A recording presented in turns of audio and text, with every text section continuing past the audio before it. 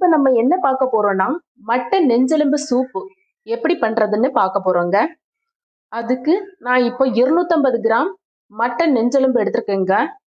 அதுக்கு தேவையான பொருட்கள் வந்து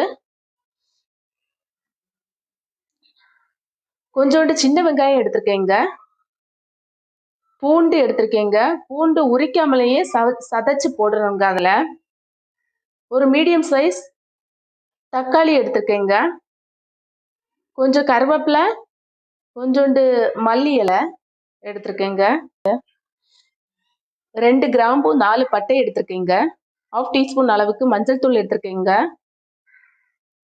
பிளாக் பெப்பர் தூள் மிளகுத்தூள் 1/2 டீஸ்பூன் அளவுக்கு எடுத்திருக்கேங்க, 1 டேபிள் ஸ்பூன் அளவுக்கு மல்லித்தூள் எடுத்திருக்கேங்க, 1/2 டீஸ்பூன் அளவுக்கு ஜீரகத்தூள் எடுத்திருக்கேங்க, 1 டீஸ்பூன் அளவுக்கு பெருஞ்சீரகம் எடுத்திருக்கேங்க, முழு பெருஞ்சீரகம், ஒரு பிரியாணி இலை எடுத்திருக்கேங்க. ப்ரெஷர் குக்கரில் இப்போ நம்ம மட்டன் நெஞ்செலும்பு சூப்பை செய்ய போகிறோங்க. ஃபஸ்ட்டு ஸ்டவ் ஆன் பண்ணிடலாங்க. ஸ்டவ் ஆன் பண்ணிவிட்டு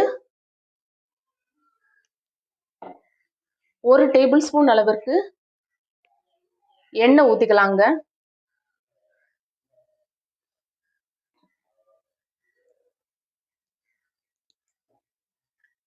எண்ணெய் காஞ்சதும்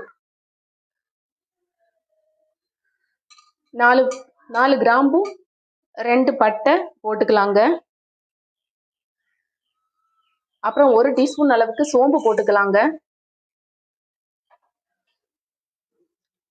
அப்புறம் ஒரு பிரியாணி இலை போட்டுக்கலாங்க.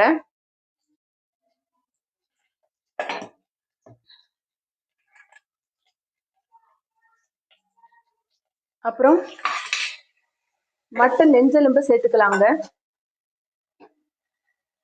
சேர்த்து கொஞ்சம் வதக்கி விட்டுக்கலாங்க.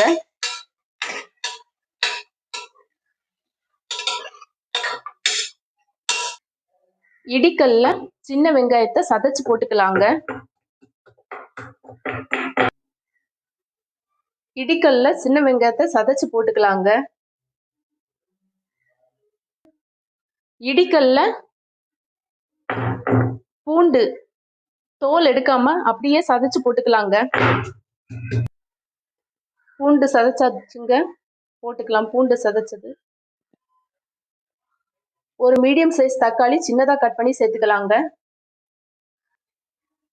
அப்புறம் எல்லாத்தையும் வதக்கி விட்டுக்கலாம்.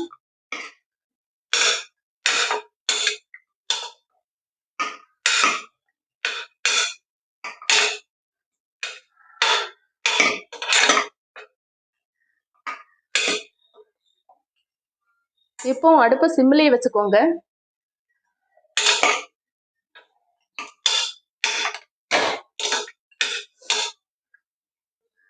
அப்புறம் இதுல தேவையான அளவுக்கு உப்பு சேர்த்துக்கலாங்க.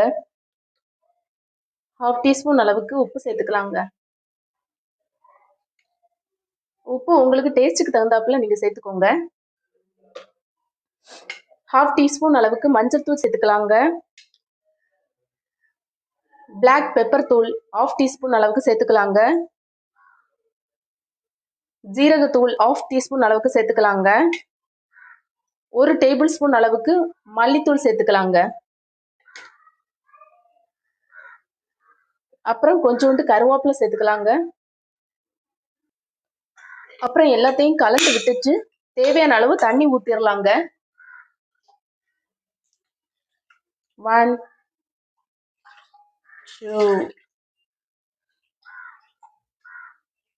3 4. இந்த கப்பில் 4 கப்பு தண்ணி ஊற்றிருக்கேங்க. நான் தண்ணி ஊற்றிட்டு ஒரு வாட்டி கலந்து விட்டுட்டு மூடி வச்சிடலாங்க.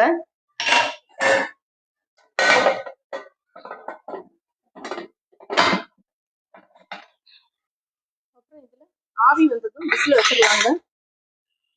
அடுப்பை சிம்லேயே வச்சிடலாங்க. அப்புறம் இதில் ஒரு விசில் வந்ததும் நம்ம ஸ்டவ் ஆஃப் பண்ணிடலாங்க. இப்போ விசில் போயிருச்சுங்க. விசில் இறக்கிட்டு பார்த்துடலாங்க. ஆஹா, சுவையான மட்டன் சூப் ரெடி ஆயிட்டுங்க.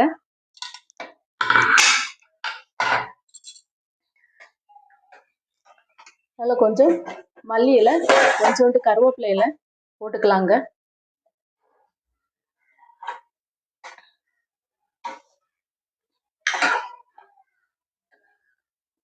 ஆயிட்டுங்க. இது ரொம்ப சத்தானதுங்க. மட்டன் சூப்பு சளி, இருமல் எல்லாமே விட்டு போகுங்க.